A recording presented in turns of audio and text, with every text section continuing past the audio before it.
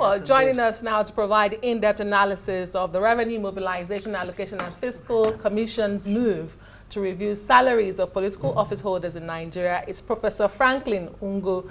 He's the Director of Public Sector Initiative, Lagos Business School. Well, he's joined also by Emeka Ejikonye. He's a management consultant and public budgeting expert. Thank you both, gentlemen, for joining us on the news tonight. Thank you for having us. Well, let me begin with you, Professor Ngwu. Will it be misleading to look at only the basic salaries of our political office holders and not look at the perks of office such as aids, housing, cars, security details, and all of that? What do you make of this conversation? I think it's important to look at it in totality, considering not just the basic salary, but also, as you said, housing, travel allowance, medical, all that, so that we'll be able to have a proper picture of the total remuneration that goes to public office holders like the president, the ministers, as the case may be. But of course, just looking at the basic salary, some people will now say, okay, is it the right thing to do? In terms of looking at it in terms of the value, the amount, somebody will say 1 point something million is too small for the president. 1 million is too small for the minister. However, when you also consider that with the devaluation of Naira, 70,000 as the minimum wage is not even being paid across Nigeria, and what's the value, and also the salaries of other civil servants, you begin to question, is it the right thing to do now? And also the government has been seen as being a bit, would I say, not very prudent in terms of the way they have been expanding recruitment, appointment, 40-something ministers, and all that. So someone will say that we are not really showing or signaling that things are difficult in Nigeria, that poverty is high, inflation is high, unemployment is increasing. So with all these issues, now just bringing out raising the salaries of president and public office holders might be considered as a bit not very sensitive to the issues in Nigeria. Let me bring in Emeka Ejikonye. He's a management consultant and public budgeting expert. Thank you very much for joining us. I mean, for the optics, what does it look like to you in terms of timing and sensitivity, like Mr. Ngwu has said? Is this what RAMFAC really should be looking at, raising the salaries of president from, well, they're saying 1.5 million now is a joke, and paying a minister less than 1 million a month is also comedy. What do you say to this, development? Thank you very much for having me. And again, taking the cue from the prof over there, I do agree somehow with the chairman of the Revenue Mobilization Commission, somehow, to the extent that you don't just, yes, the salary of the president, if it is 1.5 million, is abysmal. But the question I ask myself is, how much is a professor in the university also earning? Why should the president of the country or the minister be earning more than a professor in the university? These are questions that have been agitating my mind. Who is making more, who is being more productive between the professor in the university and the minister or the legislator or the president? In fact, the president himself, who is making more input to the growth, to our social development? So for me, it should be a holistic thing. Salaries in Nigeria is very, very appalling. Unfortunately, the chairman of the commission was very tactical in saying that his purview is basically for government, not for everybody. So when labor is agitating, labor is agitating for the workers. And I'm saying, why should the workers be paid only? In fact, when you say 70,000 naira minimum wage, for me, it is still very, very abysmal. When they were negotiating, I think Labour was talking about 500,000 naira. They dropped it to 250. In fact, I thought the government was going to agree to 250,000 naira minimum wage. So looking at it from a very general perspective, very holistically, I think it's appalling. But unfortunately, just as the prof said too, the problem of corruption, the problem of bad governance has made it such that it seems as if we don't seem to have the money. But if we can plug the leakages, I can bet you, if we can plug the leakages from which our money leaks, from our commonwealth leaks, rather than being used for public use, leaks into private pockets, so that you have a few just like one of the politicians said about, is about 200,000 naira politicians are the ones holding this country down. And these are the people you want to increase their salaries now. So for me, the issue is, are they really, in fact, are the politicians agitating? Are they complaining about their salary? They are not. The people that are complaining are the downtrodden, the civil servants, the bureaucrats. I don't want to, if you use civil servants now, somebody will confuse it for just those in the ministries and not every other person. So for me, it is a general thing. We need a general increase in salaries. We need across the board. It's not just for the government officials only. When I say government, I mean members of the legislature and the executive, as the chairman said, and the DGs. But we must think also about the public servants. That is, for me, as an opener, for now. It should be a general thing. But then, of course, I strongly believe that if we can plug the leakages, if we can prevent corruption, unfortunately, unfortunately, we have not been able to fight corruption sincerely, with all honesty. All right. You make a valid point. They're not complaining, because I'm thinking, Professor Ngwu, if the pay is so poor, as Ramfac tells us, and it's a joke, why do many people fall over themselves every election cycle to fill the vacancy?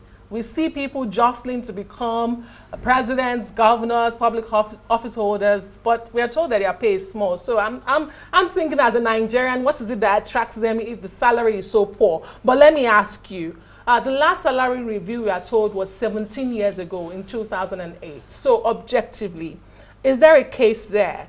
Last minimum wage for civil servants was, for labor, beg your pardon, was 2023.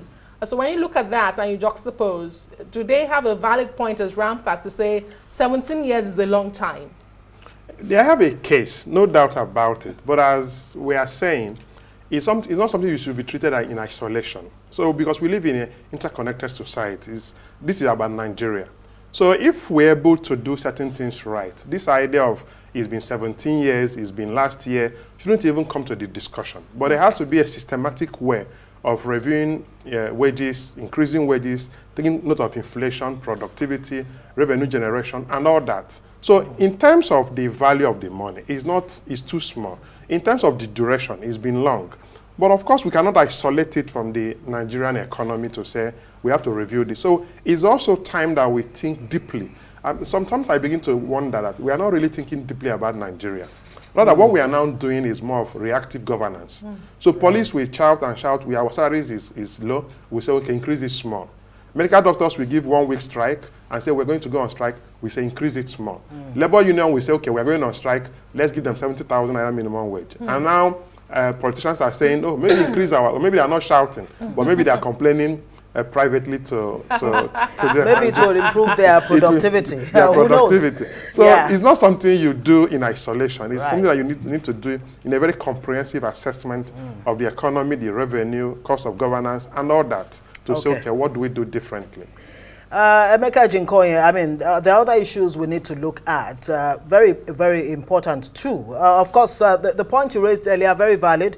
Nigeria's reward system really, truly needs to be looked at. But let's talk about revenue allocation. There are plans by Ramfac to also review that. Currently, the federal government gets 52.68%, while states get 26.72%, and local governments get 20.60%. And the fundamental question is, how do you explain a situation where the federal government that's at the center, that is far from the grassroots, actually gets a huge chunk? I mean, if you combine the states and local governments figures together, it's still not up to what the federal government gets. Is this even justifiable? What do you think about this current revenue sharing formula? Yeah, honestly, thank you very much. Honestly, when I read through that press briefing, I said this chairman shouldn't even have bothered about talking about salaries for political office holders. He should have just concentrated on this issue of fiscal federalism, the sharing formula. Because, I mean, if we are really serious about federalism in Nigeria, we should know that power flows from the bottom up. Legitimacy flows from the bottom up. So there should be more, for me, there should be more money thrown to the local government, not even the states, Most people are agitating that the states will get more. No, for me, the local government, we should take so much of that, over 50% going to the federal government. For what? This money should be removed and sent down to the local government levels. What we just need to ensure is that these monies are used judiciously. If we can guarantee an administrative structure that can checkmate on ethical practices, I don't see why we cannot, shelve some of these excess funds that is causing so much corruption at the federal level, bring it down to the local government levels, and then ensure that actually those monies are actually used for the public, for public good. It's unfortunate that we are not thinking about that. Sometimes I look at the Nigerian situation, and in fact, I'm tired of getting angry. Nowadays, I just laugh because of the caricature and the mockery of everything we do here. Why look at that, 52% for the federal government. Why? For me, it is the federal government that should be getting about 20%, while the local government should not get nothing less than 30%. The states around that same 2025. The federal government should get at least the least of the three components. That's my position, actually. Okay, all right. Professor Ngwu, we know that with the new tax laws coming into place from the beginning of next year, the federal government will be getting less when it comes to revenue sharing in the country, as they have now shared about 10% more to the state and local. But given the situation that Ramfak has highlighted, what do you make of it? I think I'm just in line with what Mr. Ejikonye said. I think the state needs to get more, in the sense that if you follow, this also goes to the issue of devolution of powers. Because if you look at the concentration of powers at the federal level, that is using the exclusive list of the federal government, has made it, that's one of the reasons why the federal government is getting a lot more. However, there has been, of course, if you remember that during Buhari's regime, he has also signed into law a lot of powers to the states, like railway, like electricity, and all that. So with more responsibility going to the states, it's expected then that more resources should also flow to them, and also, as he said, flow also to the local government. I was checking something, and they say India currently, they have about 41% going to the states. They are now agitating and calling. They've also actually preparing the draft that this has to move from 41% to 50% in India. So that means to the 22 states we have in India. It also means that in Nigeria, given the fact that the federal government is in Abuja, and the states, as you rightly mentioned, relate more with the masses, their grassroots, and all that, they should have more responsibility to address issues that affect the masses, particularly issues of education, health, infrastructure, security, and agriculture. So if they're able to move more resources to states and local government, we can also say that the exclusive list also has to be trimmed down more.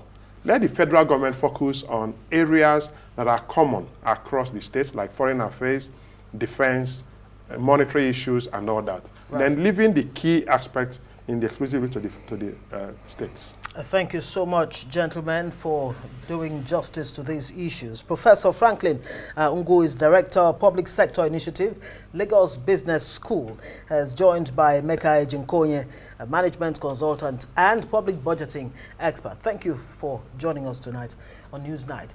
Still